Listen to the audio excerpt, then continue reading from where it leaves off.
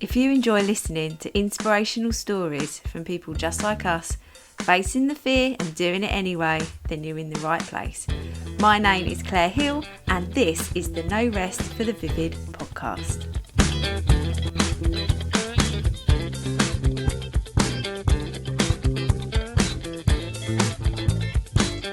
Hello everyone, welcome to episode 14. I'd just like to say I'm currently sitting under a table because the weather is so bad. I'm not being lazy. I'm just trying to figure out another way to be able to record the intros for the podcast in my office, because I normally have to record them in my bedroom because of echo. So I'm doing an experiment. I'm basically under my desk. I've got a cardigan over my head and I've got a cushion next to me. To be honest, I don't really know what the cushion's going to do, but maybe it will make it sound good. We'll see, won't we, guys? We'll see, you know. This is the thing, though. I'm moving. It's going to crackle against the microphone, isn't it? Sorry about that if it did. I'm really up against it with Christmas orders. So otherwise, I would record it again. Jackson was poorly yesterday, so I had to take a day with him, which I actually really enjoyed because it was nice to, dedicate a day to my son in a way. If you're a mum and working, sometimes those days are really cool. However, I did actually have to work, but he was so good. He just played while I worked up in my old office. So we managed it. Bless him. He's fine today. So now I'm playing catch up and trying to get a 10-hour day into 7 hours. So I can't recall this again. That's the long and short of it. It's bloody boring, isn't it? I do apologise. I've got the wonderful Josie May on this episode, and she used to be a social worker. As you know, I used to work in education, so we had a little bit of the public sector commonality there, and she's really inspiring.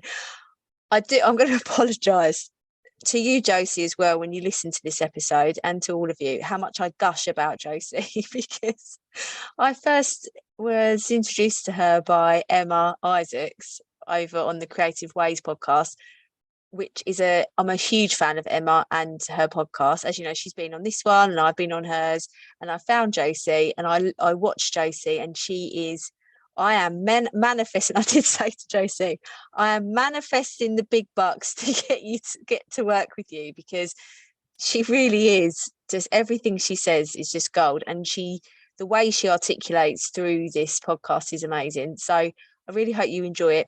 We do talk about miscarriage, as unfortunately Josie has suffered quite a few before she became an entrepreneur and worked for herself. So just be mindful that if you have experienced something similar, you might find that a little bit upsetting. But Josie's just so inspiring. Honestly, loved talking to her and loved this episode. And yeah, before I forget, please rate and review the podcast. I get so many messages about how much you all enjoy it. Again, I feel so bad saying it, but can you copy and paste and do a review on Apple, please? Thanks. But I am opening my one-to-one coaching slots again in the new year, because I'm going to have some spaces. So if you'd like to be on the waiting list, just send me a little message on Instagram or email, anywhere really. You just look at the show notes. You know where to find me. So I'm going to get back to packing up orders, and I hope you enjoy the episode. Hey, Josie. Hi, welcome. Hello. So happy to be here. Oh, thank you so much for coming on. I was just, before we just started recording, I was gushing a little bit about you, because I have my first introduction to you was through Emma Isaacs' podcast, the Creative Ways podcast. And as you know, we love Emma, and Emma's been on this podcast now, and I was on hers. So it's lovely. But I was very inspired by your story. So the fact that you said that you'd come on is really, really wonderful. So thank you. Oh, thank you. Cool. Thank you for asking. No, you're welcome. Absolutely. So for people who don't know who you are, what's your name? Where do you come from? And what do you do? I'm Josie May. I am a business coach and strategist, and I come from Manchester in England. And I work with female entrepreneurs who market their business online to support them to create more flow and more wealth in their business. Oh, wow. That's such a good line. You just literally, you do a good job because you've just reeled that off like that. That's amazing. I need to practice stuff like that. Amazing. So how did you get into this? Small business coach and strategist. How did you get into that? Because that's so specific, I suppose, of all of the different coaches out there. Yeah, I suppose what I found was that, a massive part of being successful in business is your mindset. However, like 80% is your mindset for sure. And I do a lot of work with my clients on mindset, but without a strategy, I find that my clients feel like they're blowing in the wind. And so I am a very naturally masculine energy person. So I know we might talk a little bit more about this, but masculine energy is like plans. It's like taking action. It's like organizing things. And that's my natural go-to. I've always been an organizer, a planner, somebody that takes action. And your feminine energy is your creativity and your flow and your passions. And I really have to work at that. I've got so much better now, but I really have to work on creativity. Like, obviously it comes naturally to you as you have a creative business. But for me, it's something that I really need to work on more. And what I found is when clients came to me, I attract a lot of creatives because I can organize them pretty well and I can create a strategy or support them to create a strategy. And what I found is that when businesses have a strategy, a plan, they feel safe. Because when you don't know what you're kind of doing next, it can feel like, oh, you're blowing in the wind like a leaf. And so when I noticed that was part of what I do, I added it to my title. I do it for all my clients. I support them to create a strategy that feels good to them, not a strategy that doesn't feel good. That doesn't work. It's got to feel good as well. So, wonderful. Yeah. So I'm sure you must come across strategies that are quite out of the box and, individualized for those individuals. But you know what I mean? That it's not something that would be in a book that you could follow step by step that would fit everybody's needs. There's no one size fits all, I don't think, in terms of a strategy. The thing is, there are millions of different strategies and all of them work if you're aligned with them and they feel good to you. What the problem is people see a strategy in a book or somebody tells them about a strategy and it feels a bit off, but they do it anyway because somebody else has made $1 million doing that or somebody else has got to 10K months doing that. So they do it. But it will never work unless it feels like, yes, this feels so good to me. It might be stretching you a little bit, but it's got to feel good. So the biggest part of the work that I do with my clients is find out how they want to work, what feels good to them, how they want to sell, how they want to integrate with their audience, and then build a strategy that stretches them. I'm all about stretch and being brave, but that feels in alignment. It feels like, yes, this is the kind of business I want to have. So that's really important. Amazing. So what's your business love story? Where did it all begin? So it all began, I started off as a love coach. Wow. And so, I didn't know that. I know. Did you not know that? Okay. So basically I did my coaching qualification, and when I was doing my coaching qualification, one of the things they said is to niche down. And I know you love niche. Yes, niche I do. And they were like, I just wanted to be a life coach. I wanted to help everybody, but they were like, niche down. Like, where have you transformed your life? And for me, it was love. I'd struggled with dating. I'd been in relationships that weren't great for me. And when my eldest son, me and his dad split up, I decided to put some work in, and I did a lot of self-development, a lot of self-love stuff. And I went out there dating from a different mindset. I went out there with boundaries, with confidence, not needing a man, but desiring one. And I quickly met my husband, and a lot of my friends used to come to me for advice about love, and because I'd completely shifted my experience of it. And so I loved talking about it. I was like, oh my gosh, I want to be a love coach. And so I did that for 2 years. I still have a couple of love coaching clients, but I don't advertise it. It's just referral only. So my old clients have gone on to have babies, get married, get engaged. Like, I've had a lot of amazing success with the love coaching. However, it's very emotive. It's very emotional work because you're dealing with, a lot of love, sometimes feelings of rejection. And I am a sensitive soul, and I take on other people's emotions. And I was getting to the point where I was finding myself worrying about people. Oh, at no. night. I don't know how I did social work, child protection social work. We can talk about that in a minute. But and so I was attracting clients that were entrepreneurs, and because my coaching business was going well, they were also asking for support around the business. Because as you know, with coaching, somebody comes to you for one thing and you end up supporting them with everything, because your business can't go well if you're having relationship difficulties, or you can't find a relationship if your business is really struggling, for example. Or whatever. Yeah. And so I found that I was helping a few clients with business things, which I was really enjoying. It was like my zone of genius, because I'm so good at creating plans. It comes so easy to me. It was really helping, and their business started to boom. And then I got a contract with I got an email from the coaching company that I did my training with, and they were looking for coaches for their team, and I'd had a really good experience learning from them. And they were looking for business coaches, and I applied really thinking that I wouldn't get it. And after like a round of like 3 interviews, I got the position. So I was still working for myself, but I got a contract with them. So I still had my own business, but I got a contract with them. And I solely worked with them for like 18 months. And it was amazing, because I got to work with over 150 women, from women starting out their business right at the beginning, all the way to women making 7 figures a year. I got to coach on the spectrum with all of them. And my coaching came on a million times. I learned so much. I learned from this multi-million-dollar a year company that I was working for. But I also learned what wasn't in alignment with me. And I kind of created my own system as I was working with all these women that felt good and in alignment with me. So that's how I came up with my MAPS method, which is the method that I use in my coaching. And from working with all those women. And then I went out on my own again, fully on my own again in July last year, and have been doing my own thing since. I'm better doing my own thing. I like to make my own decisions and choose to do things my way. Yeah, it's pretty freeing, isn't it? And obviously another similarity we have is the fact that I think the biggest is where we used to work and the life that we used to have working for the public sector. So I was in education, and one of the roles I did was safeguarding, and you were a social worker.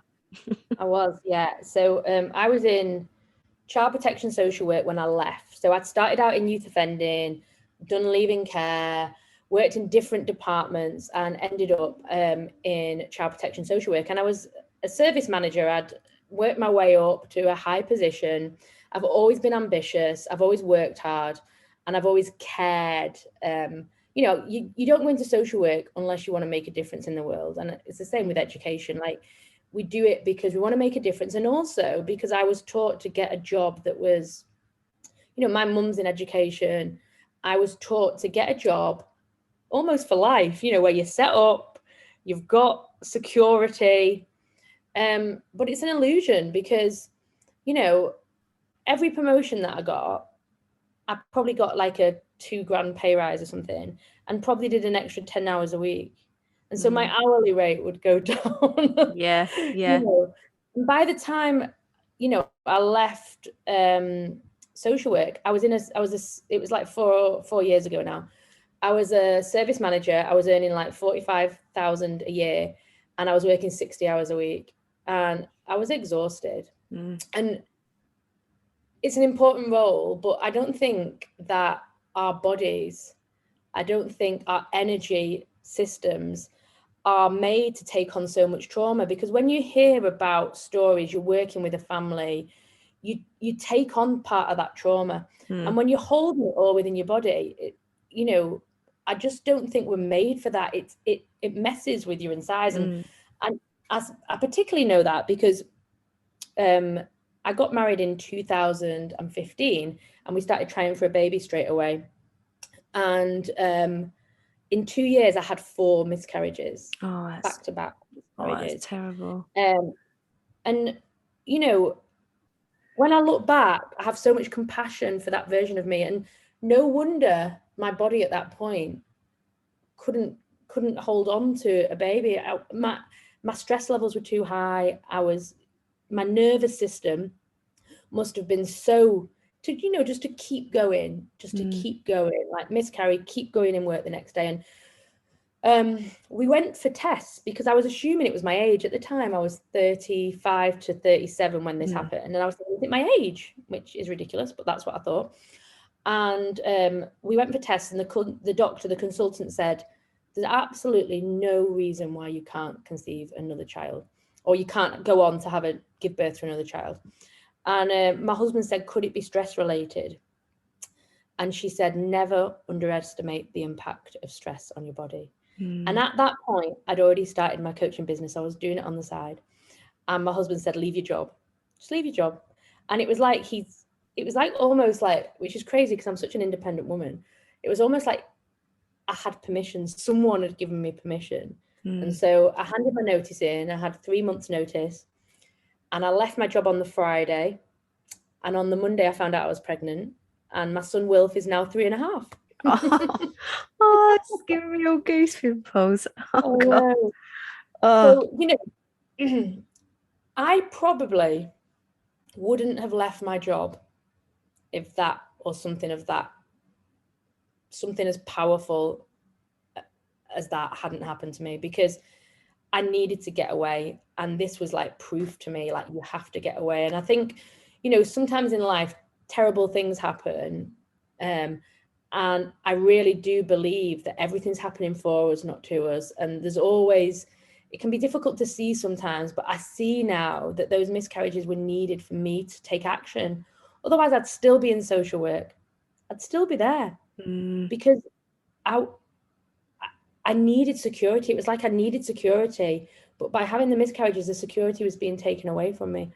And so that was like a big step for me to actually go out and do business on my own. And the thing is, once you start a business and you take that big step of just going for it, your bravery muscle increases. It's like, now I'm super brave. I'm like, it's one of the things that I do with my clients. It's like, help you to take big, brave action, because the more you do it, the better you get at it. And in order to be successful in business, you've got to be brave, like really brave. Yeah, really brave. It's one of those things. I mean, I know it's on a smaller scale, but you spoke about in your stories about when you're doing reels, because you were like, I don't like doing reels. And I mean, this is obviously in business world, this is bottom of the list of bravery things, but that's how people can start off, by practicing. Visibility is probably, that was one of the hardest things for me, was visibility. And reels is all about visibility, isn't it? It's like what people will think. And I think especially for businesses like ours, where all our marketing is social media, like that's where we find our clients and customers, then we have to be visible. And being visible requires being vulnerable. Yeah. Because people are going to judge you. Yeah. And I'm a people pleaser. And so that was big for me. Like, what if people don't like me? And, I've learned over time to accept it more, that not everyone's going to like me. And I always think, not everyone likes Beyonce. And if not everyone likes Beyonce, I'm cool with not everyone liking me. That is, it's it's actually perfectly said, because it's so true. And exactly, there's nothing else to say about that. Crazy enough to not like Beyonce, then I'm, I can handle them not liking me. Just put myself in a box with Beyonce. Yeah, exactly. I love that. So, I mean, when I went into, there's people that listen to this podcast that actually are, they either work for their education or work for public sector or working in another corporate job. And I think it's obviously really scary to leave that kind of, this. I felt secure because I had a salary, but that was in the only way that I felt secure. I didn't feel secure in my ability to even be an assistant head, even though, and it's the same as you, I've been promoted quite quickly, and I still didn't feel valued. I still didn't feel like every hour I was putting in was recognized or was getting me anywhere, because actually a promotion's not getting you anywhere in terms of how you feel with your self-worth a lot of the time, isn't it? Because you're going back to yourself. It's promotions meet our need of our ambition and doing the best we can. But what I found, and particularly I see in the public sector, is that the expectations on you rise as you, so like you become an assistant head, then they expect you to work out of hours, they expect you to work into the evening, you know, they expect you to get that report done even though you're giving it at 5 and it needs to be in at 9. Like, yeah, in my contract it said there are no set hours for assistant head teachers, so there was no expected, this is when you finish, like in a teacher contract, that it says on there you will be expected to work the hours that is expected of that role. That's it. Just words, no hours. Yeah. And that just shows like how, and you know, it's a very difficult situation for the people that in leadership in the public sector, because there isn't enough funding. There's not enough teachers, there's not enough social workers, there's not enough nurses, there's not enough police officers, like, there's not enough of anyone.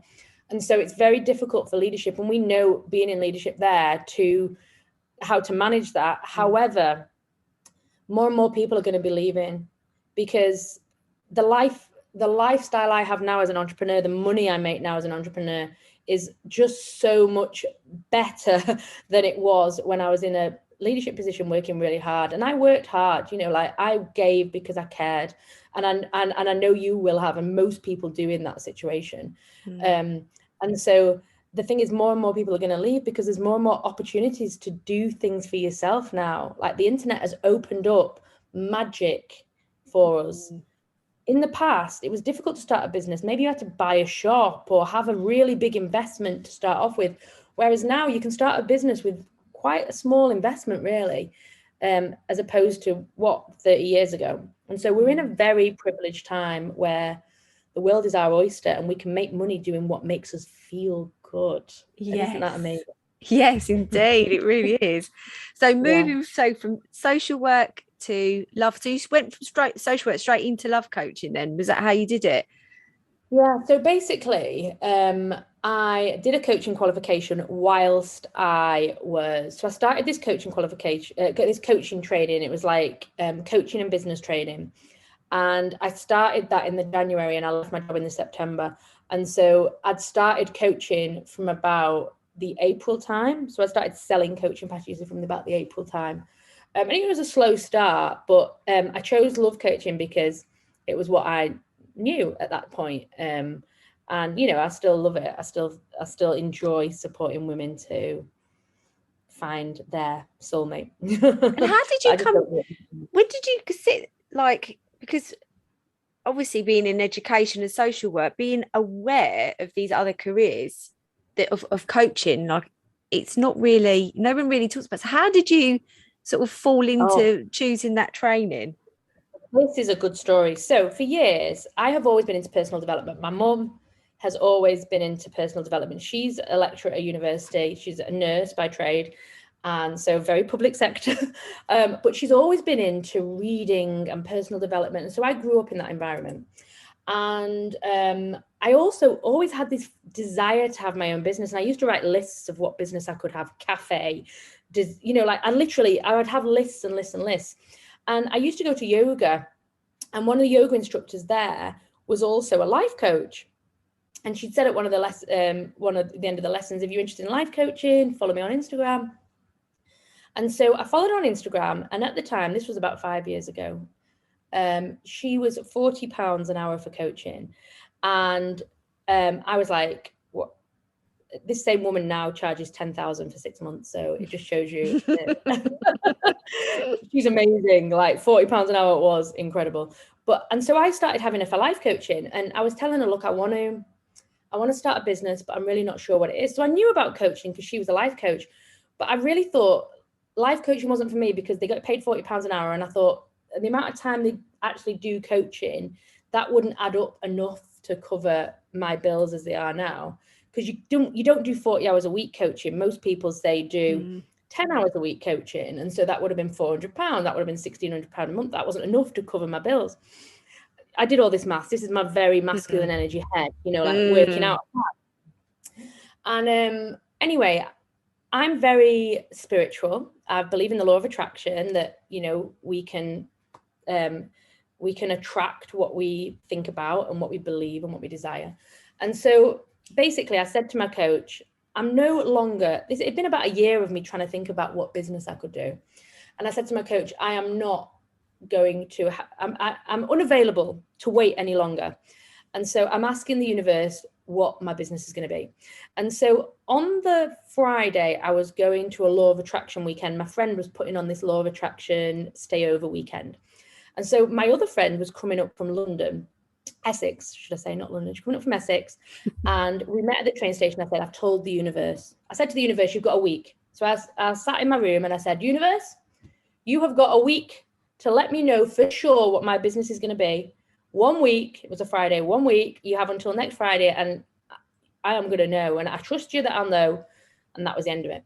Anyway, I told my friend this. She was like, wow. She said, you know what? I think you'd make a good coach. And I said to her, oh, coaches don't make enough money. And she said, you're kidding, aren't you? And she worked for charity at the time, and she had got a corporate coach, and she'd paid them £3,000. And I was like, really? £3,000 for this package? And she was like, yeah. And I was like, oh, wow, I didn't realize some coaches, you know, had bigger packages. So that was the first little nudge. And then I went on this law of attraction weekend, and my friend Jennifer said to me, she said, I'm going to start this course in January. She said, I think you'd love it. But she was hosting this event at the time, and she said, just write down this website. And I wrote it down in my book, and she said, check it out. She said, I think you'd love it. It'd be good if we could do it together. And I was like, okay, forgot about it. And then came home on the Sunday, and on the Tuesday, I had my coaching call with my incredible coach. And she said, I've told the universe has got a week to let me know. And she said, I think you'd make a really good coach. And I was like, I was so touched because she was such an incredible coach. She said, you're really personable, Josie. You care about people. You communicate really well. I think you'd make a great coach. And I said, I'm so honored that you said that to me. And I felt really, I just felt really grateful, but I still didn't believe it. I was like, no, that's not it. And then on the Thursday, I was going through my notes from my weekend, my law of attraction weekend, and I found this website that my friend had told me about. And I typed it in, and up popped this year-long business coaching training where you became a qualified coach, you learned how to grow a business from scratch and create an online presence and a brand. And it just went boof. And I was like, this is it. And it was 11,000. It was 11,000 to join the course. Wow. I hadn't even spent that on a car before. And I was like, I ain't got 11,000.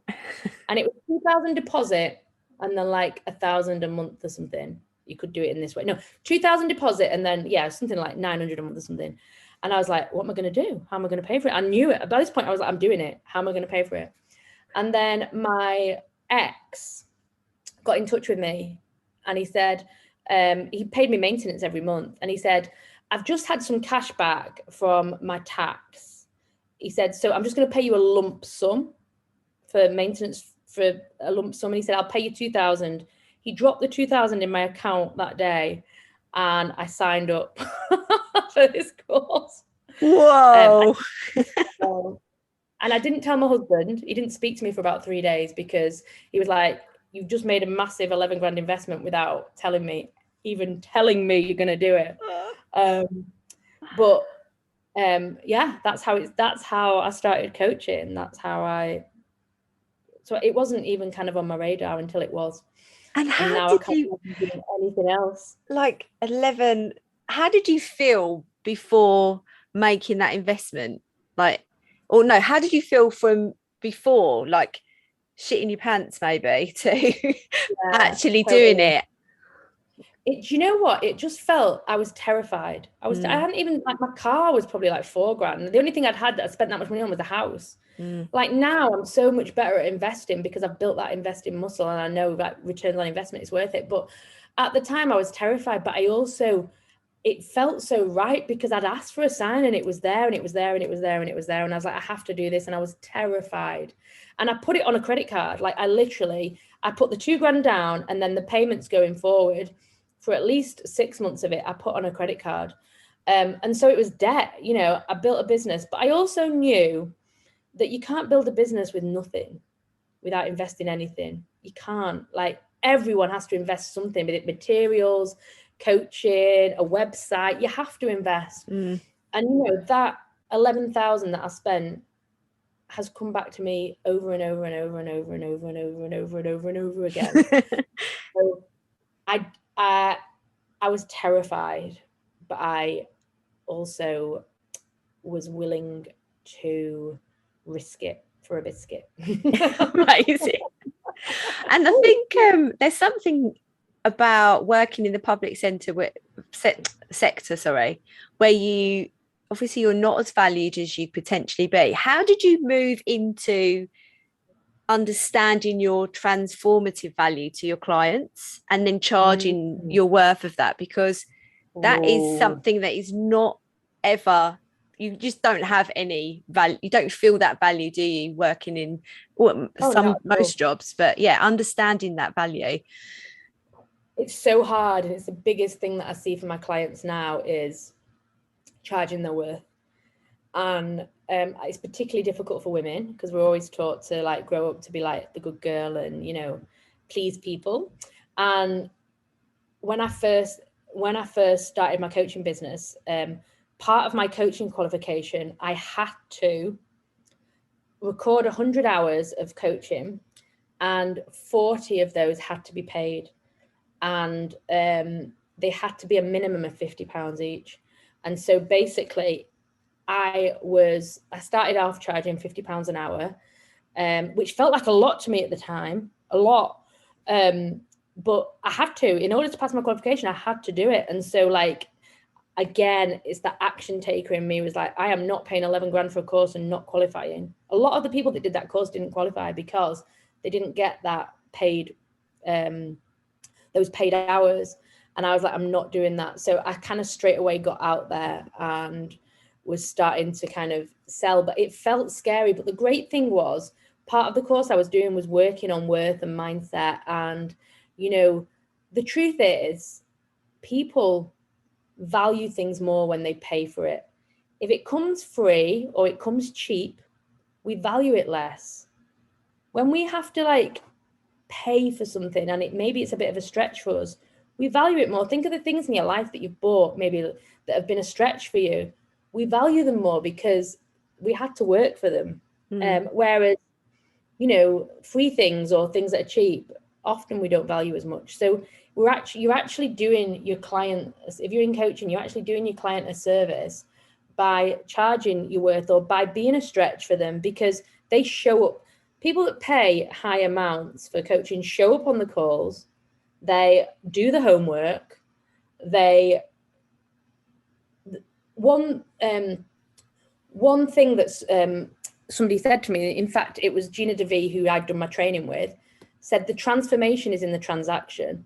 And that is, people have a transformation just by paying you, if it's a stretch for them, because what they're saying is, I am worthy of this. For a service, like I believe in myself. Especially for coaching, when they pay you, they're saying, I believe in myself. It's not even the coach. You're saying, yeah, I believe in the coach, but more they're saying, I believe in myself. Because what we all know when it comes down to business is that you're the one. You can have the best coach in the world, you can have the best strategy in the world, but you're the one who's going to make it work or not. And so there's a big transformation just in that transaction. Before you've even done the work, your client or customer is saying, I believe in myself. I believe I'm worthy of this. And that's big in itself.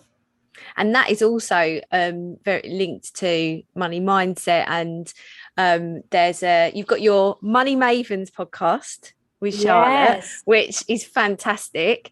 And my favorite episode is the money mindset episode because, and I did message both of you about it, because I went and did the money drop. And so tell everyone about what a money drop is, and then I'll tell you what I did.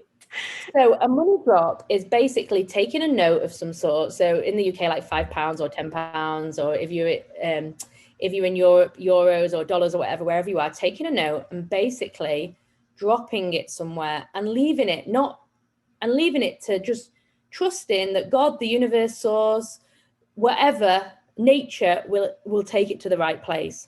And so basically it's a way of releasing your hold on money. Like we get so stressed about money, we get so protective over it. And when you let it go, you allow the flow. And in order for the flow to come in, you've got to allow the flow to go out. And so a money drop is a way of just kind of practicing allowing the flow of money without any connection to it. So basically you go and drop money somewhere. It can be in a park, it can be in a supermarket, it can be anywhere, and you just let it go with love. And it's a struggle. A lot of people struggle. They try and control it. They try and put it somewhere where they know somebody worthy will get it. Who is worthy? That's a question. But, and so it's just a really great exercise. And I love hearing people's stories about it, because you find out a bit about their money mindset when they tell you. So tell me about your money drop, Claire. So listening to that, so there's a couple of things I've done from that podcast. So I will put the link to it in the show notes, because it is a really fantastic. The whole podcast is brilliant, but that episode I really enjoyed because about feeling richer. So how there's certain things that I will do now because I'm like, that makes me feel rich, like putting a candle on in my office, like little things like that don't cost much, but they make me feel really rich. Yeah. So this money drop, I was like, I'm going to do it because you and Charlotte are experts. I'm going to trust everything that you say. So I took a £5 out of my son's money box because that's the only cash we had, but I put £10 back in. I'm not stealing off of my son. And and then I went, and this is the thing, I did control it slightly because I wanted it, because we had to go to like the local shopping centre. I thought, what am I going to do? Just drop it out of my bag? And then I started panicking, like, I'm going to drop it in Sainsbury's, or am I going to drop it in like, in the car park, or what am I going to do? And then I just thought, when would I have needed a smile? So I did control it. And I was like, when I was really breastfeeding Jackson and needed nipple shields. So I went. It's like the worst time in feeding. So I went to Boots and put it, like, just dropped it around that area in Boots. And the next, I think 2 days later, I had to go back to go and pick something else up. And I was like checking to see if it was there. But the feeling was really strange and it was hard to describe. But as I was doing it, I felt like all goose pimply. It was like I was doing something really massive when £5 is not a lot. And then I was thinking, oh, if I dropped like 20, £50, like imagine how that would feel. And it was, you're right, it was just like releasing the flow and just not holding on to it. Just say, I know that I'm giving this £5 to whoever the universe, or whoever decides to need it, but what's going to come in? What opportunities are going to come in to because I'm changing my mindset about it. And having that, I talk to my husband a lot about that lack mentality, and he says, oh, we can't afford it. And I'm like, no, we can't say that. If we want something, we will fight. The money will come to us because we're good people and we do good things with good people. I mean, he works in the homeless strategy team at the local authority.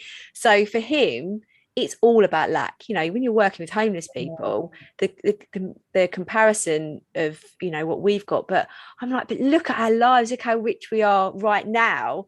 And then I'll get some orders, or I'll get a coaching opportunity, or I'll get this, or I'll get that. So it's all like this all comes in, and it's just being grateful for it. It's amazing. And trusting that that's going to happen, and believing it's going to happen. And, it does take a shift in energy. And it's like a big part of the work I do is money mindset, because I have transformed my money mindset. I used to be so in lack. I used to be so fearful. I waited for the 15th of the month so I could get paid. And the money came in and all my bills were out on the 16th because I wanted to make sure it was there. And, and now having a business, you've got to get used to the roller coaster of income. And sometimes it's higher than others. And you just don't have that security in the same way. But I trust that my needs are met, that everything is working out perfectly. And, what I also believe that my wealth will continue to grow, and that's what's happening. And, it's very woo-woo for a lot of people. And for those people that have never even touched it before, or don't know anything about it, I really recommend a book called You Are a Badass at Making Money by Josie May. My favorite. Oh my God, I love it. And have you read The Science of Being, the one that she speaks about by I've read that, and I'm reading the Science of Being Great now. That Jen Sincero book is absolutely brilliant, isn't it? Brilliant. And there's another one by Denise Duffield Thomas called Get Rich Lucky Bitch. That's another yes one. Yeah. And but these books are very I'm reading another one by Rachel Rogers, How to Be a Millionaire, and she's fantastic as well. I think it's just exploring, and again we've spoken briefly at the beginning about the feminine and masculine energy of running a business, but it's also about money mindset and shifting how you feel about all of it. And I like, again, you taught me on one of your masterclasses about feminine and masculine energy, and it really transformed my way of thinking, because I didn't realize how masculine. I mean, I was a trained maths teacher, so everything that I love a spreadsheet. I love adding up the numbers and having a plan and being quite analytical about things. But it didn't actually sit with that creative part of me. But I didn't know how to move that creative part of me into a more strategic formation in a way. But then you taught me about feminine and masculine energy, and then I was like, oh yeah. And I think most women, not everyone, but most women, even if you are a creative, in our society are more leaned into the masculine energy, because it's what we're taught in school. It's kind of what society appreciates. But the more you lean into your feminine, and feminine is creativity and trust and desire and passion and all those good stuff, the more you lean into that, the more inspired you get, the more excited you get about life, the more passionate you are about your business and everything else going on. And when you're in feminine energy, you're grateful. You're grateful for the abundance in your life, not just money, the abundance in your health and your friendships and all the other areas of life that aren't just money. You start to appreciate the abundance that is everywhere, the wealth that you have in every area. And the more you start to appreciate that and value it, the more you see more coming. Like, what we focus on expands. So focus on the good stuff. Yeah, it works. And I know, like you say, for some people it's really woo-woo, but then every person that I've told about it, or if I said just read this book, or reframing their language, their vocabulary, I've tried even complaint diets, just being like, this is really, just try not to complain at all. It makes me feel so good. As soon as I feel really good, because a lot of people who watch my stories say, I don't know where you get your energy from, and that is what I do. I just work on it every single day to feel grateful and watch my vocabulary, reframe what I'm saying. But then my business grows as a result. And then as a result, I feel happier and my family's happier. I get to work less because, of it growing. And it's just really wonderful. It's amazing. And I think, the more we focus on the good stuff, the better we feel. And the other thing is to remember that this isn't something you just do a couple of times and everything changes. It's a lifelong journey. So like self-development, positive thinking, it's lifelong. Like we'll never stop it, because as soon as we do, our outlook will change. So I think sometimes people want a quick fix, and I just kind of want to remind people life is the journey. It's not the destination. Life is the journey. So enjoy the journey. We're so focused on our goals sometimes that we forget to enjoy the actual ride there. And so the more you can be positive and look on the bright side and, stop the complaining and all that, the better you're going to feel. So yeah. I read something this morning as well about how everything is perfect right now, but it's just not complete. And I just think how wonderful if we really look at ourselves to say, I'm perfect right now on this day. I'm just not complete yet. I'm not finished, because then you are always, like you say, always developing, and it's the journey. Amazing. I ask everybody who comes on the podcast what they would tell themselves if they could 10 years ago that they know now, but they wish they'd known then. What would yours be? 10 years, that's a good one.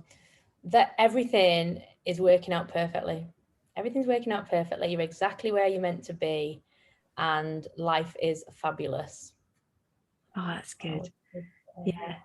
Amazing. Thank you so much, Josie. This has been absolutely wonderful to have you. And I love talking about all of these things. I just had a big smile on my face the whole time because I absolutely adore it. And I think it's still all of these topics are still so new that there needs to be more podcast episodes and stuff out there even now. Where can people find you? So you can find me, my main hangout is on Instagram. And so I'm _Josie_May. And I also have a podcast called The Money Mavens that I do with Charlotte Balbier, my friend. And my website is josie-may.com. Amazing. Thank you, Josie. Thank you for coming. Bye. Thank you so much for listening to the No Rest for the Village podcast, written, produced and hosted by Claire Hill, and music has been composed by my brother Phil Vidler.